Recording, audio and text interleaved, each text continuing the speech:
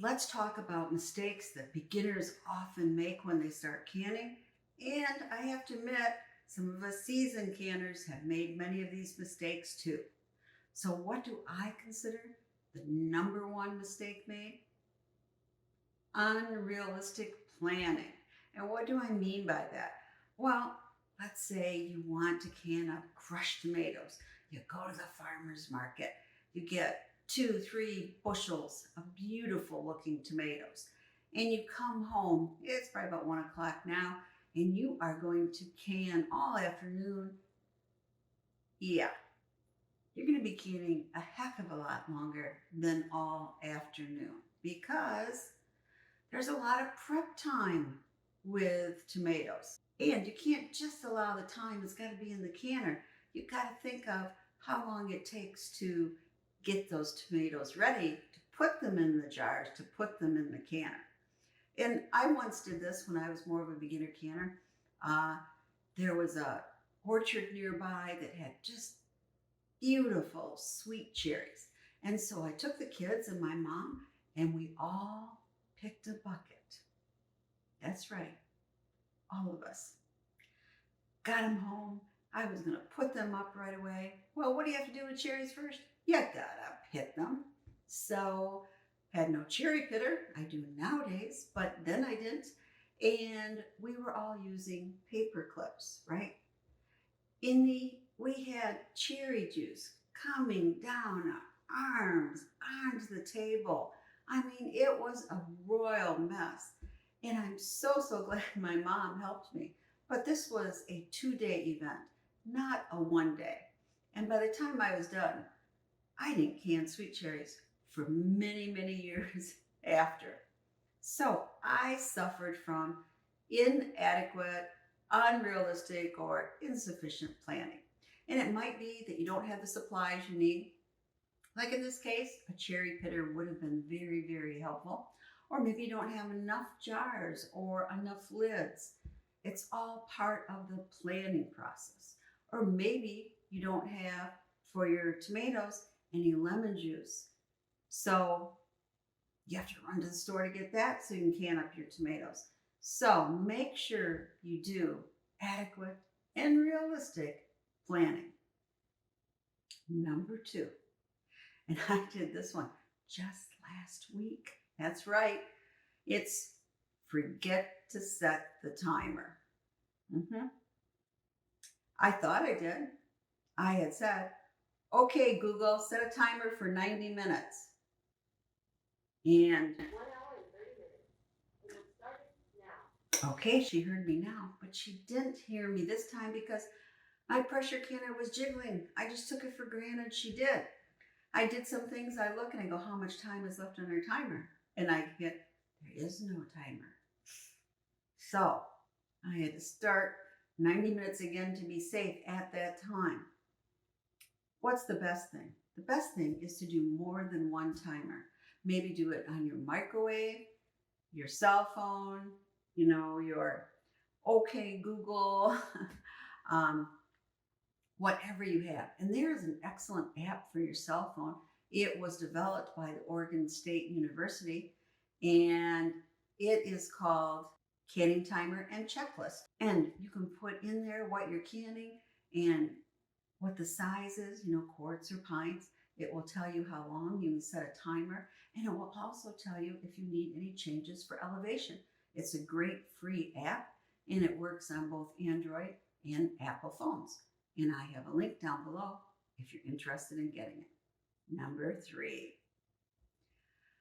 I really have only done this once, but forgetting to label your jars.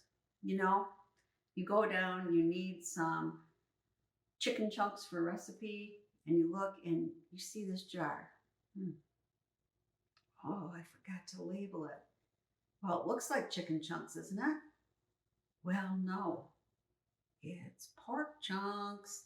And that's why it's really important to label your jars. You should be labeling what is in it and the date that you canned it. And if you're a person that does a whole bunch of different batches and does them differently, then you might even want to put on what batch it is. But always label your lid or your jar. I always use a Sharpie to label my lid, but you could also label the jar itself. I should introduce myself. My name is Prepper Potpourri, and well, it's not really my name, it's my channel name. But anyway, uh, I urge you to click the subscribe button and like this video. And I try to offer 2 videos a week on either emergency preparedness, food storage, canning, cooking, or gardening. So if any of those subjects interest you, hit that subscribe button.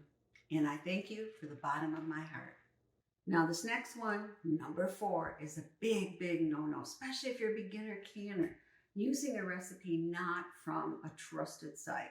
You know, a trusted site might be your state university's cooperative extension site where they post recipes, or a Ball canning book, or Ball Online, or Jarden Online, any of those.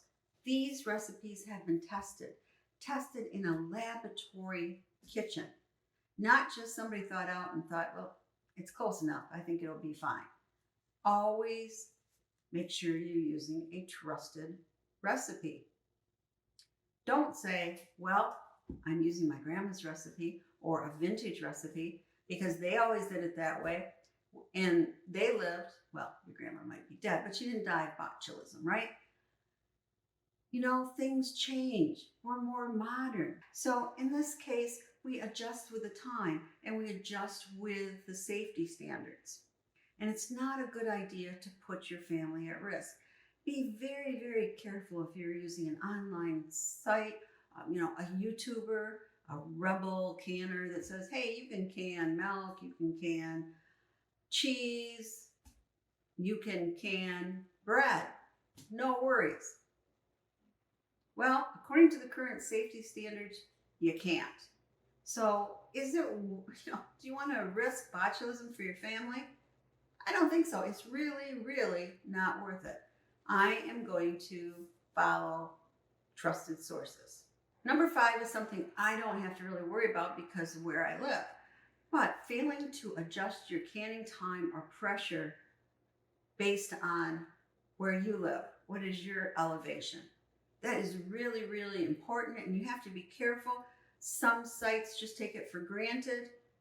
You are only going to need, let's say, a 10-pound pressure for pressure canning, or you're at 1,000 feet or under, so you only have to can it this long. You really, really have to be careful.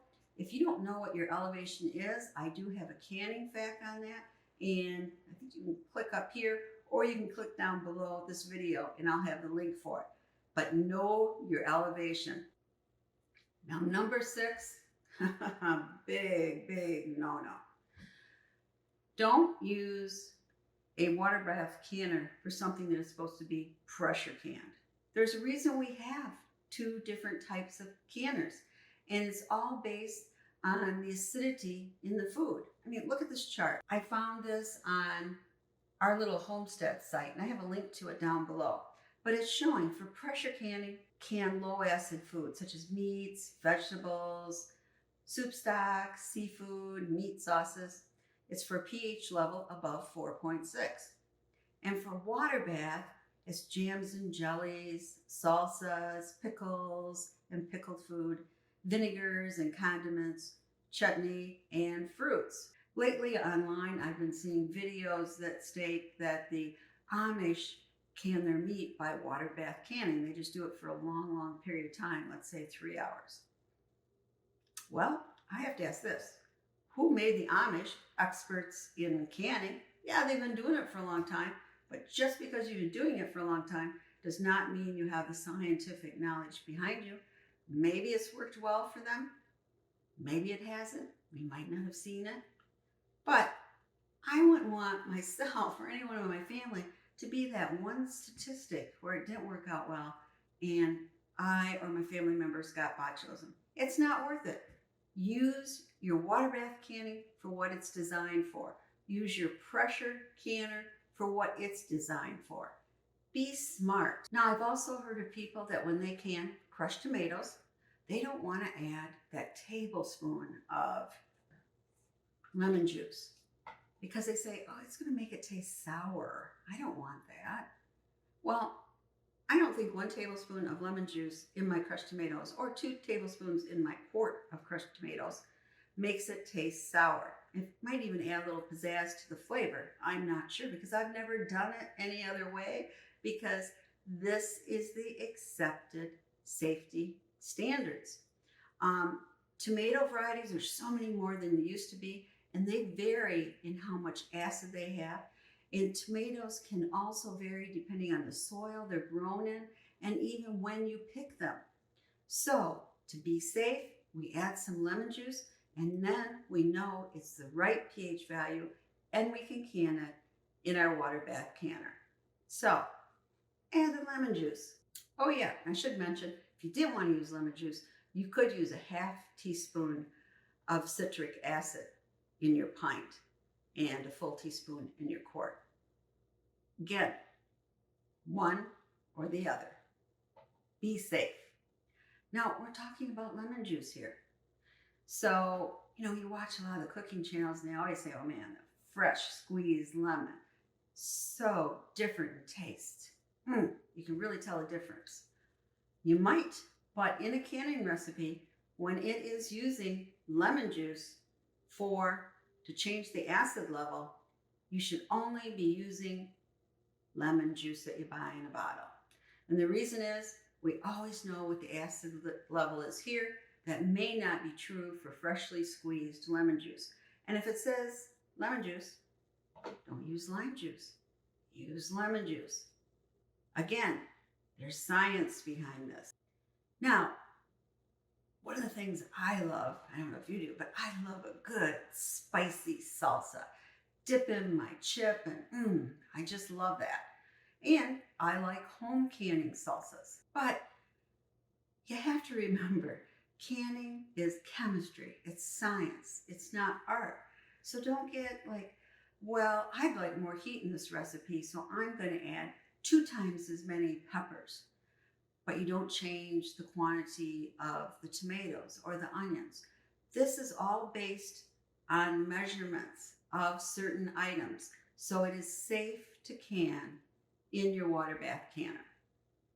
Now, if you did want to come up with a little bit, what peppers to use or what onions to use, you can use this recipe. This is called Choice Salsa, and it's from the Center for Home Food Preservation. And here you can see, you can decide what peppers you want, but you just have to keep the ratio the same. You could have more peppers than onions, but you have to keep the ratio of the peppers and onions to the tomatoes the same. And then you're safe. Now, number 10, don't ignore the 24-hour rule.